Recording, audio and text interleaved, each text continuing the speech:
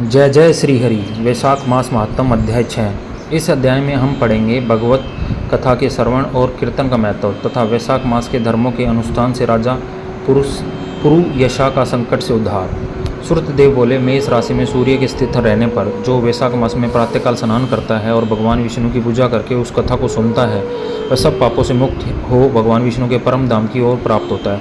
इस विषय में एक प्राचीन इतिहास कहते हैं, जो सब पापों का नाशक, पवित्र कारक, धर्मानुकूल, वंदनीय और पुरातन है। गोदावरी के तट पर शुभ ब्रह्म सरोवर क्षेत्र में महर्षि दुर्वासा के 2 शिष्य रहते थे, जो परमहंस ब्रह्मनिष्ठ, उपनिषदाता में परनिष्ठ और इच्छा रहित थे। वे भिक्षा मात्र भोजन करते हैं और पुण्यमय जीवन बिताते हुए गुफा में निवास करते हैं। उनमें से एक का नाम था सत्यनिष्ठ और दूसरे का नाम था तपोनिष्ठ। वे इन्हीं नामों से तीनों लोकों में विख्यात है। सत्यनिष्ठ सदा भगवान विष्णु की कथा में तत्पर रहते थे। जब कोई श्रोता अथवा वक्ता न होता तब वे अपने नित्य कर्म किया करते थे। यदि कोई श्रोता उपस्थित होता तो उसे निरंतर वे भगवत कथा सुनाते, और यदि कोई कथावाचक भगवान विष्णु की कल्याणमयी पवित्र कथा कहता तो वे अपने सब कर्मों को समेट कर श्रवण में तत्पर होकर उस कथा को सुनने लगते। वे अत्यंत दूर के तीर्थों और देव मंदिरों को छोड़कर तथा कथा विरोधी कर्मों का परित्याग करके भगवान की दिव्य कथा सुनते और श्रोता को स्वयं भी सुनाते थे। कथा समाप्त होने पर सत्यनिष्ठ अपना शेष कार्य पूरा करते थे। कथा सुनने वाले पुरुष को जन्म मृत्यु में संसार बंधन की प्राप्ति नहीं होती थी, उसके अंतकरण की शुद्धि होती थी। भगवान विष्णु में जो अनुराग की कमी है वो दूर हो जाती है, उनके प्रति गाढ़ अनुराग होता है। साथ ही साधु पुरुषों के प्रति सौहार्द्र बढ़ता है। रजोगुण सहित गुणातीत परमात्मा शीघ्र ही हृदय में स्थित हो जाते हैं। श्रवण से ज्ञान पाकर मनुष्य भगवती चीन में समर्थ हो जाता है। श्रवण, ध्यान और मनन ये वेदों में अनेक प्रकार से बताया गया। जहाँ भगवान विष्णु की कथा नहीं होती और जहाँ साधु पुरुष ना रहते हों, वह स्थान साक्षात गंगा तट ही क्यों ना हो, निसंदेह त्याग देने योग्य है। जिस देश में तुलसी नहीं अथवा भगवान विष्णु का मंदिर नहीं है, ऐसा स्थान निवास करने योग्य नहीं है। यह निश्चय करके मुनिवर सत्यनिष्ठ सदा भगवान विष्णु की कथा और चिंतन में संलग्न रहते थे। दुर्वासा का दूसरा शिष्य तपोनिष्ठ दुराग्रह पूर्वक कर्म में तत्पर रहता था। भगवान की कथा छोड़कर अपना कर्म पूरा करने के लिए इधर उधर भटकता रहता था। कथा की अवहेलना से उसे बड़ा कष्ट उठाना पड़ा। अंतो कथा परायण सत्यनिष्ठ ने ही उसका संकट से उद्धार किया। जहाँ लोगों के पाप का नाश करने वाले भगवान विष्णु की पवित्र कथा होती है, वहाँ सब तीर्थ और अनेक प्रकार के क्षेत्र स्थित रहते हैं। जहाँ विष्णु कथा रूपी पुण्यमयी नदी बहती रहती है, उस देश में निवास करने वालों की मुक्ति उनके हाथ में ही है। पूर्व काल में पंचाल देश में पुरुयशा नामक एक राजा थे। पुण्यशील एवं बुद्धिमान राजा भूरियशा के पुत्र थे। पिता के मरने पर पुरुयशा राज्य सिंहासन पर बैठे। वे धर्म की अभिलाषा रखने वाले, शूरता, उदारता और गुणों से संपन्न, धनुर्वेद में प्रवीण थे। उन महामती नरेश ने अपने धर्म के अनुसार पृथ्वी का पालन किया। कुछ काल के पश्चात राजा का धन नष्ट हो गया। हाथी और घोड़े बड़े बड़े रोगों से पीड़ित होकर मर गए। उनके राज्य में ऐसा भारी अकाल पड़ा जो मनुष्य का अत्यंत विनाश करने वाला था। पांचाल नरेश राजा पुरुयशा को निर्बल जानकर उनके शत्रुओं ने आक्रमण किया और युद्ध में उनको जीत लिया। तदनंतर पराजित हुए राजा ने अपनी पत्नी शिखणी के साथ पर्वत ही की कंदरा में प्रवेश किया। साथ में दासी आदि सेवगण भी थे। इस प्रकार छिपे रहकर राजा मन ही मन विचार करने लगे कि मेरी यह अवस्था हो गई है। मैं जन्म और कर्म से शुद्ध हूँ, माता पिता के हित में तत्पर रहा हूँ, गुरु भक्त, उदार, ब्राह्मणों का सेवक, धर्म प्रयाण, सब प्राणियों के प्रति दयालु, देव पूजक और जितेंद्रिय भी हूँ। फिर किस कर्म से मुझे यह विशेष दुख देने वाली दरिद्रता प्राप्त हुई? किस कर्म से मेरी पराजय हुई और किस कर्म के फलस्वरूप मुझे यहाँ वनवास मिला? इस प्रकार चिंता से व्याकुल होकर राजा ने खिन्न चित्त से अपने स्वर्गगुरु मुनि श्रेष्ठ याज और उपयाज का स्मरण किया। राजा के आह्वान पर दोनों बुद्धिमान मुनीश्वर वहाँ पहुँचे। उन्हें देखकर पंचाल प्रिय नरेश सहसा उठकर खड़े हो गए। बड़ी भक्ति के साथ गुरु के चरणों में मस्तक रखकर प्रणाम किया। फिर वन में पैदा होने वाली शुभ सामग्रियों के साथ उन्होंने दोनों का पूजन किया और विनीत भाव से पूछा, विप्रो, मैं गुरु चरणों में भक्ति रखने वाला हूँ। मुझे किसी कर्म से दरिद्रता, कोष, हानि, शत्रुओं से पराजय प्राप्त हुई? किस कारण से मेरा वनवास हुआ और मुझे अकेले रहना पड़ा?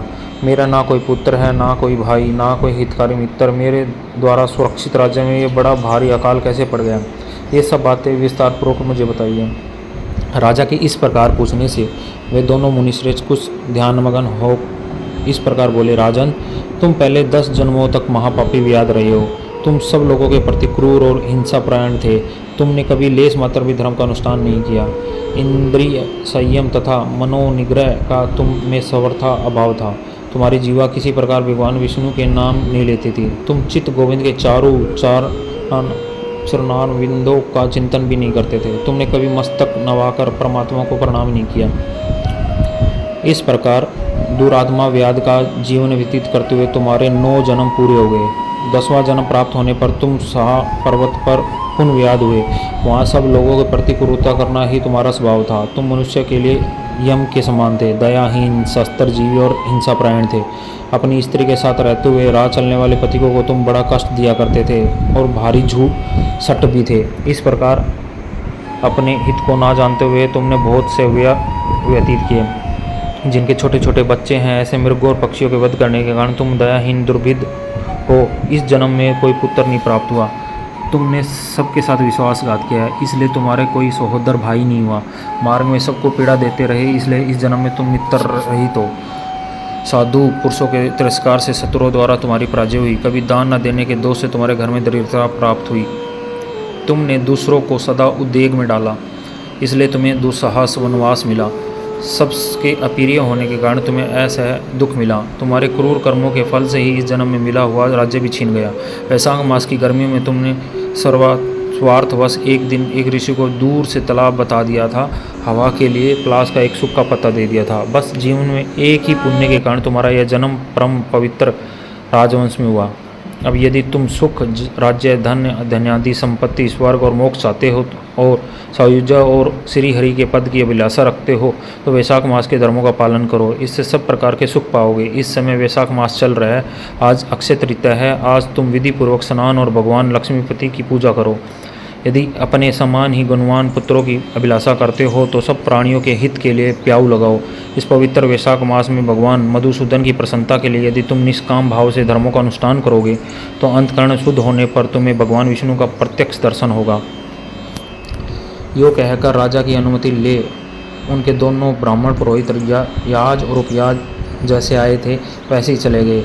उन्हें उपदेश पाकर महाराज पुरयसा ने वैशाख मास के संपूर्ण धर्मों का श्रद्धापूर्वक पालन किया और भगवान मधुसूदन की आराधना की।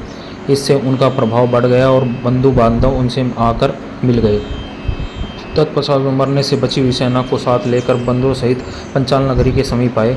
उस समय पंचाल राजा के साथ राजाओं का पूर्ण संग्राम हुआ। महारथी पुरयसा ने अकेले ही समस्त महाबाहु राजाओं पर विजय पाई। विरोधी राजाओं ने भागकर विभिन्न देशों के मार्गों का आश्रय लिया।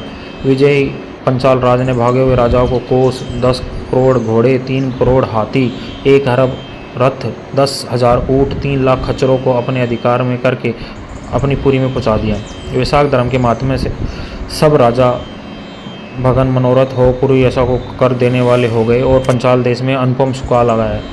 भगवान विष्णु की प्रसन्नता से इस वसुधा पर उनका एक छत्र राज्य हुआ और गुरुता, उदारता और आदि गुणों से युक्त उनके 5 पुत्र हुए जो धृष्टकीर्ति, धृष्टकेतु, धृष्टद्युम्न, विजय और चित्रकेतु के नाम से प्रसिद्ध थे। धर्मपूर्वक प्रतिपालित होकर समस्त प्रजा राजा के प्रति अनुरक्त हो गई।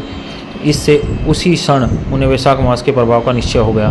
तब से पंचाल राज भगवान विष्णु की प्रसन्नता के लिए वैशाख मास के धर्मों का निष्काम भाव से बराबर पालन करने लगे। उनके इस धर्म से संतुष्ट होकर भगवान विष्णु ने अक्षय तृतीया के दिन ही उन्हें प्रत्यक्ष दर्शन दिया।